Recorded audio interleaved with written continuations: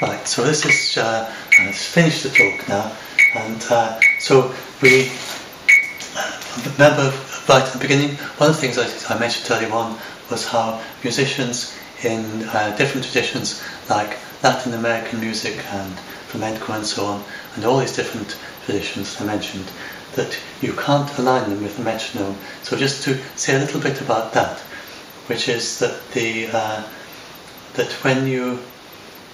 reason is, if you listen to it if you've been doing this practice like we've been doing, this very precise work with the metronome, and then you go and listen to these styles of music, what you hear is that the measures vary slightly in timing from one to the other. So you go a little bit faster and a little bit slower, and there's these kind of cycles, and in fact it's kind of fractal, which means you have different things on different scales going on at once. So you have, for instance, there's it might go normal speed, it might go a little bit faster, normal speed a little bit slower, might do something like that, and you might have bigger cycles like that, and it might be like one measure or two measure, or you might get a pairing that the first measure is faster, second is slower, first faster and second slower, and that going on, and then you have larger scale patterns where the tempo is gradually changing all the time, and this is something that comes naturally to human beings. This is the way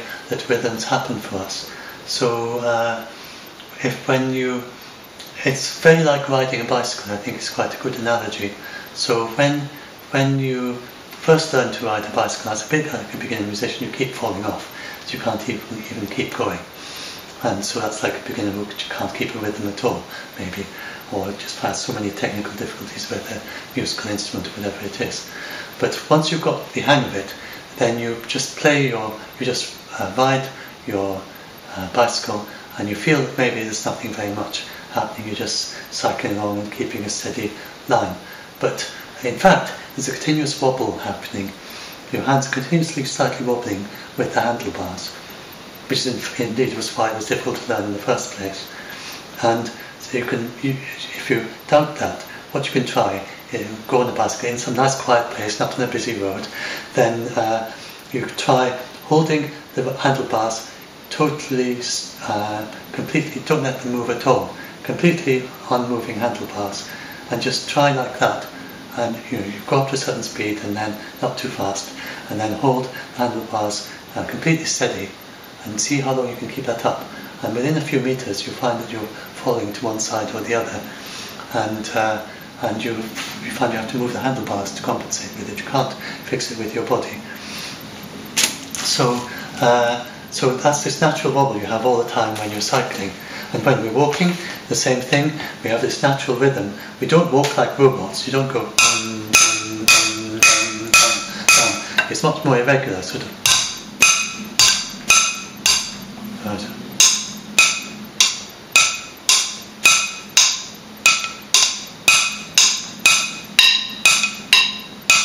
So slowing up and speeding up, changing of pace all the time, and somewhat irregular pattern as well, so one's try to be different from the other. It's the same with dancing. I think that's probably partly why this dance music tends to be, dance traditions of music, they aren't exactly this complete beat in I'm talking about like Scottish folk music, for instance, the dance music, some styles of dance music. So you have this natural rhythm, and this is also why I think playing with the metronome, you don't need to be concerned that playing with the metronome is going to turn you into a robot. Because even like if you say you are in a film and you're playing a robot in the film, like a Cyberman in Doctor Who, and you have to stomp around like this all day, as soon as you come off the set, you'll be able to walk normally. And it's the same with the metronome, that this practicing precisely in time with the metronome is not going to turn you into a human metronome. So not unless you really make that objective and you try extremely hard.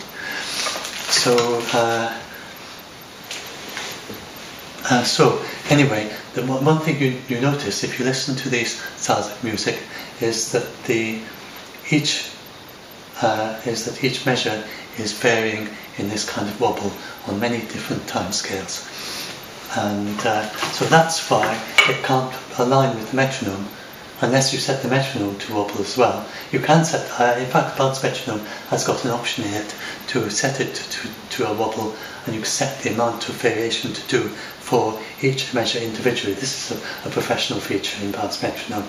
It's not in the free taster, but you can set the amount of variation for each measure as a number, and so you can try that. But try to get Bounce Metronome to wobble in exactly the same way that you do with your style of music. You might have to set the wobbles individually depending on which piece of music you're playing. But generally, metronomes don't do that. They play just completely steady tempo. So the question then is, how can you use this style of music with the metronome? So we've already had things like we've internalising the sense of the idea of practicing with the metronome just for the precision of timing. So we've already got that. So you have this, you practice with a percussion instrument, you practice simple things on your instrument, or you just practice maybe technical, difficult passages or scales and arpeggios, and doing all that.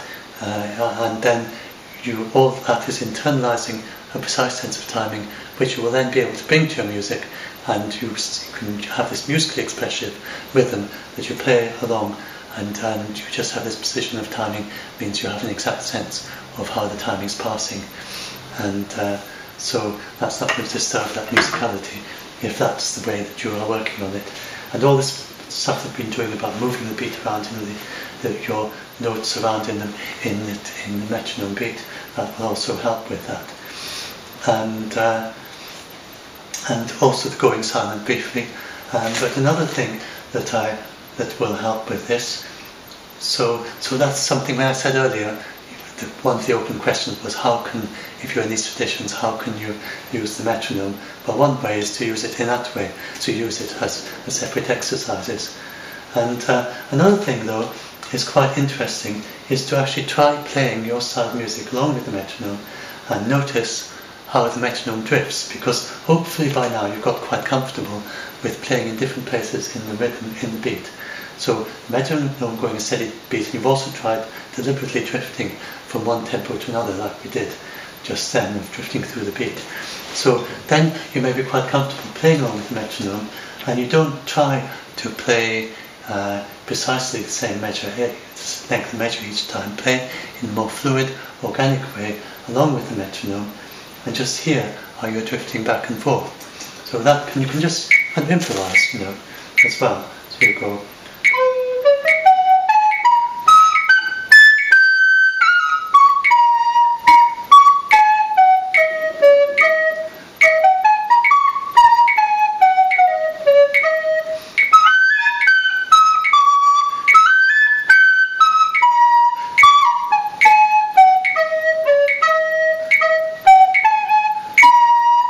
So I'm not just playing any old notes, and so it doesn't matter what you play, but just so you just play along with the metronome, and you notice how your notes are being moving around relative to the click, and so you're not actually always playing on the click, but sometimes you're ahead or behind or wherever you are.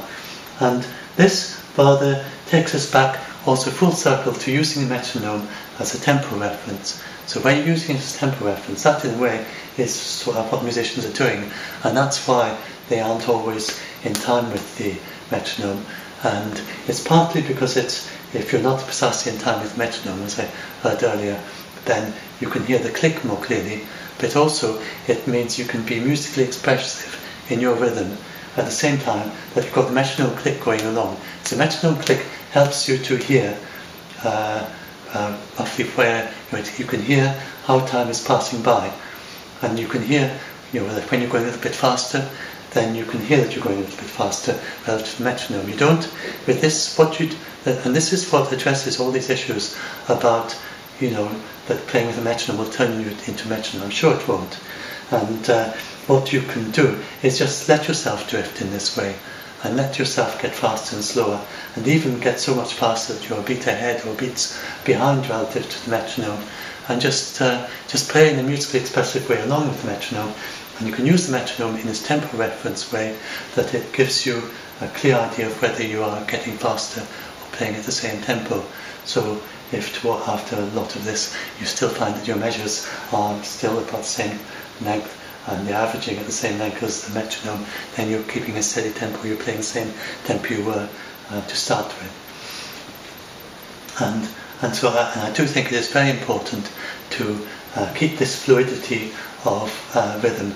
And even if you're playing within these styles of music that have this extremely precise beat, still you don't just play that precise beat, you also play in this musically expressive way on top of it.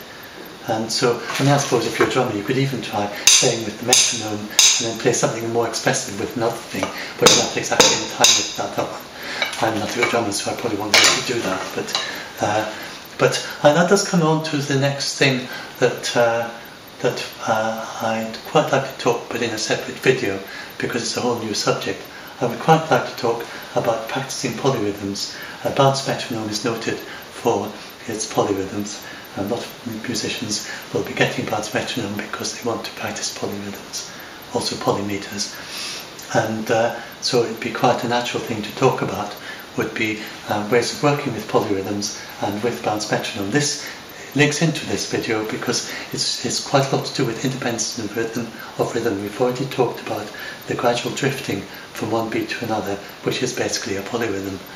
And polyrhythms are great for developing independence of rhythm. So even if you never need to play a polyrhythm in your music, it still can be a great thing to practice and to play, because it helps you. You have one beat going along with the metronome, another rhythm that you're playing. Just in case you don't know what a polyrhythm is, it's like you set it so you have 4 beats to a measure, and you've got to play 5 beats to a measure along with that. So that is a polyrhythm. So I really don't want to get into that just now, but it would be a nice thing to talk about in another video. And it's said to develop. There's this one style of African drumming. Then there's the U tradition of Africa. That's EWE tradition of African drumming. Then at least according to this website that I've been reading about it, they say they have the notion that practicing polyrhythms helps to develop intrepidity and the ability to deal with terrible situations as well, with steadfast intrepidity, and they feel that working with polyrhythms helps with that. So, and I do find, I was practicing polyrhythm last night, and it's a wonderful sense of, you do feel kind of very cheerful after it.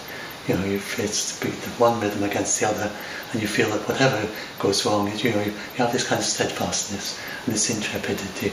So I would quite like to talk about that in a separate video, and so I may do that. To say a few, I'm really interested actually in some feedback as to how this video was, and whether you found it interesting or not, and also if you have anything that you would like to hear as future videos, either things to do with rhythm or to do with metronome, or things to do with the bounce metronome program particularly. So anyway, meanwhile, I hope you enjoyed this, and thanks for listening to this video. And so this is the Robert Inventor channel on YouTube, and you can subscribe up there, and there are lots of other videos of interesting rhythms and things that you can find on this channel.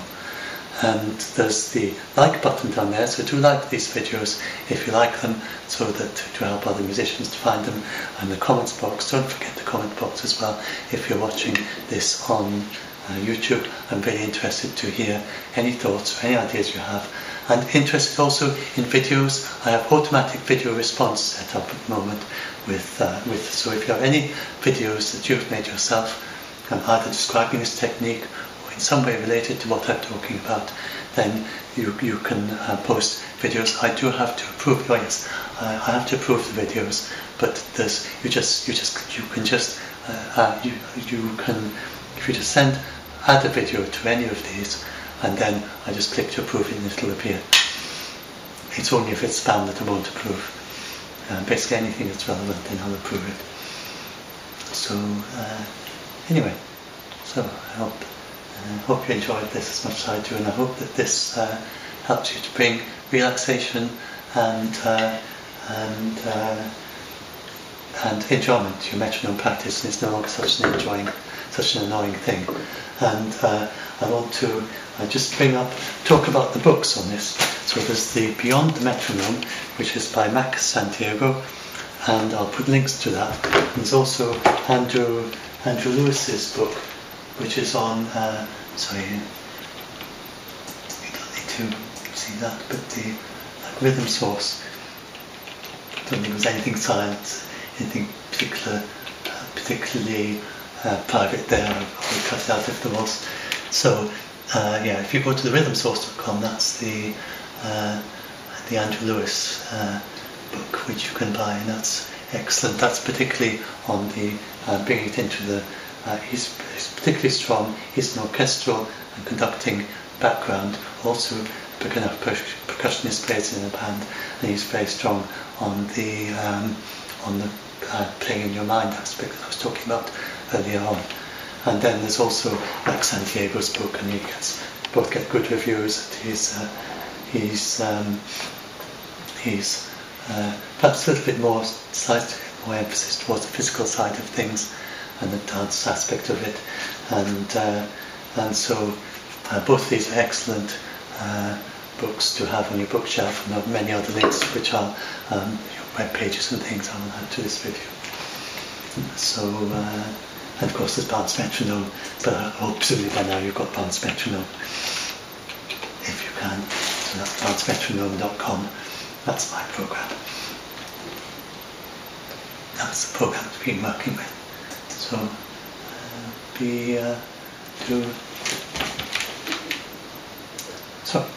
that's it. So that's us finished for now.